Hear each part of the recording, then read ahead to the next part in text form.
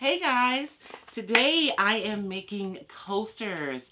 The holidays are coming, and so I'm just starting to think about the different smalls I want to create in preparation for October, November, December. So coasters are a really cool way to make custom gifts for your friends, or even to make something for your house so that people don't sit their drinks on your table, right? So we're gonna be making some coasters. I just have these. They're just made out of MDF. I told myself I was going to look up what MDF stands for, but they're just like particle wood, so they're really inexpensive coasters. And I'm going to be using Funkature's Rock Hard Top Coat today, and this is a marine grade sealer, so this is going to be perfect for my coasters, for me to be able to decoupage with these and have them be protected. And I'm going to be using Wise Owl's primer today in order to prime my surface in preparation for my decoupage. The paper that I'm using today, which you guys have seen before, is the industrial project sheet, recycled decoupage paper. And so I have, this is a full sheet so you guys can see what it looks like.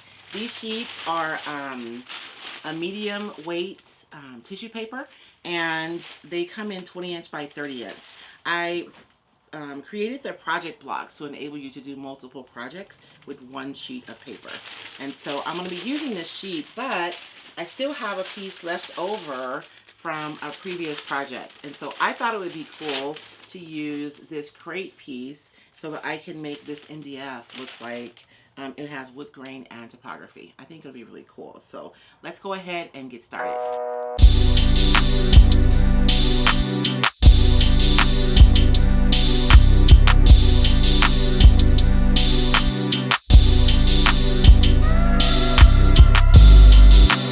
Coasters, you guys, I'm gonna cheat. I do not want to prime these one by one, and I could decoupage directly over these, but I always like to decoupage over a lighter color because it's really going to make the images on your decoupage paper pop. So that's why you guys always see me paint white or a light color under my decoupage. These are really slick. The surface is really smooth, so I'm going to be using primer to lay down my lighter color for this project. But I am not going to paint these coasters one at a time. So I am just putting a piece of tape behind each of them, and I'm taping this together to make it one big piece. And rather than using a brush, I'm actually going to use a foam roller this morning so that I can make this part of the project lickety split. So this is just a simple foam roller. When you go to your big box store or to your, Ace Hardware, Lowe's, Home Depot. These will come like this, and then you can buy a whole package of your little foam rollers. I use these when I want a super smooth finish on my furniture pieces. I use a foam roller to apply my primer anyway, so these come in handy for a lot of different things. So I am just going to load my foam brush with the product, and I'm kind of going over and loading like the whole brush, not just the one part, because I want to have like a real even application. And so now that it's loaded, I can just lickety split paint all these at the same time. So if you're working on like a big group of coasters, this is a really nice cheater to be able to get them all done really quickly. So I primed these ahead of time, and so they're all nice and dry, and you'll note that this looks a lot looser than the last one did. I like to go through and add a little separation between my coasters. So all I do, I literally use the same tape.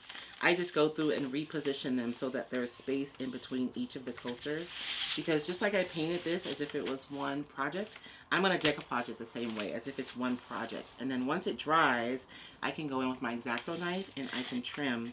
So that's why I leave the spaces, so that I can trim in between the coasters. And I'm using the Rock Hard Top Coat by Funkature to do the decoupage on these, because I want to make sure that it's waterproof. So this is a marine grade sealer is what we're using to make these. So I'm just taking a regular brush, you guys, and I'm going to apply this to my coasters. I'm going to do the first two coasters first. I always like to establish an anchor point because it just makes it easier to handle your paper once it's anchored down to your surface. So if this were like a piece of furniture or a larger piece, I would have a row of product that I would put down and anchor it, right, to that row so that I could do the rest of the piece easier. And I'm being really cautious. I don't want to get product on the side of my coasters. I only want it on the top because that's the only place I want my paper to stick. And this marine grade top coat is water based, so it cleans up really good with just soap and water. But once it's cured, it's completely waterproof because it is a marine grade sealer. And so now that I have this anchor point, I don't have to worry about my paper shifting or moving anywhere. It's going to be exactly where I laid it or how I laid it for the rest of my project. And so I'm going to do the next two, and then I'll do the last two separate. And so it's kind of like doing a larger project, but because we have them all taped together, we're treating it as if it's one large project instead of a bunch of tiny projects, which to me feels better. And whenever I'm laying down product, I always look to the side to make sure that I got full coverage. If you guys want more detailed information about how to decoupage, be sure and check out this video. It has step-by-step instructions on simple decoupage. So it just shows you the process from start to finish. Super easy, super quick. You guys can totally do this. If you guys like my tutorials, be sure and subscribe to the channel, and you can hit that little bell, and what that'll do is make sure and send you a notification whenever we upload a new video so that you never miss out. Now let me just get my little craft dryer out, and I'm going to get this dried. You know what, let's go ahead and seal it too. We'll go ahead and seal it, that way we can just dry the whole thing at one time. And it looks a little milky going on, but it's going to dry completely clear. It's crazy how decoupage really transforms your projects with like little effort, right? And the recycled decoupage papers are really accessible.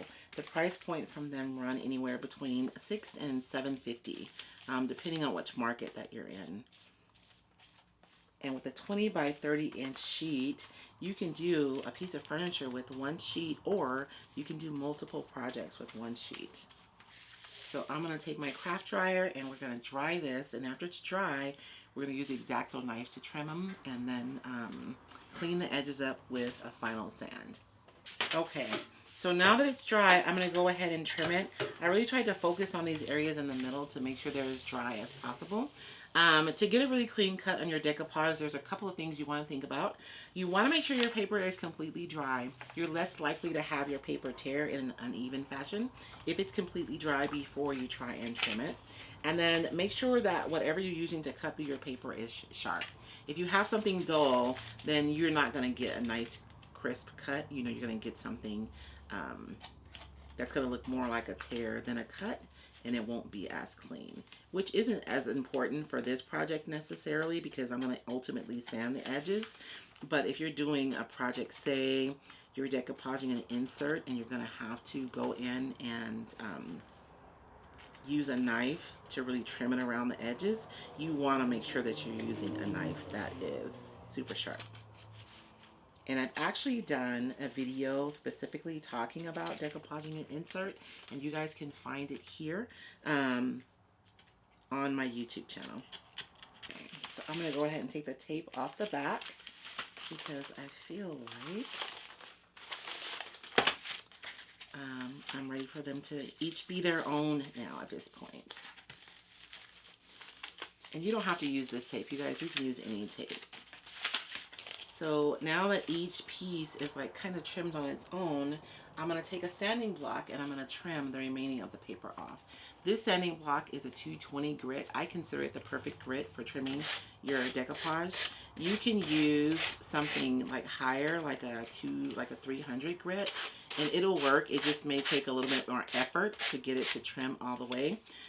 If you use a lower grit, like a 180, you risk getting like your edges may not look as clean because the larger grit may actually leave marks on your edges. And so that's why I think the 220 grit is the perfect for trimming your decoupage.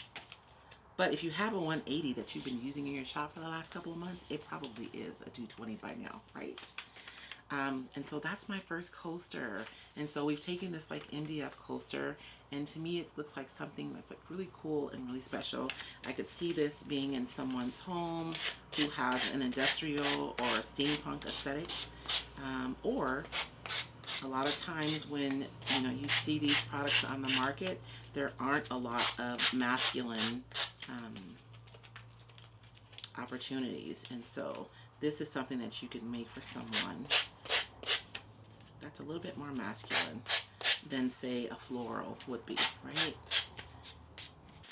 Now that I'm done trimming them, I have a whole set of matching coasters. I am going to go along each of the coasters and just double check my edges and make sure that my paper is tacked down completely.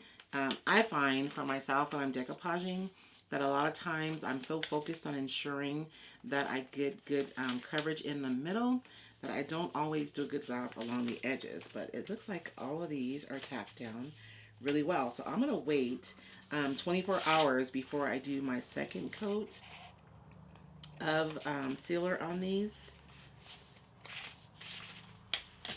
But the one thing that I do want to do is, I don't like the way the edges on this looks. It looks unfinished. So I'm going to put some black paint around the edges just to make this look like it's a completely finished project. And I'm thinking that my roller is like going to be perfect for that. We'll see if I get any gray primer come off on there. So I'm just squeezing them together, and I'm just going to roll that black paint right over the top.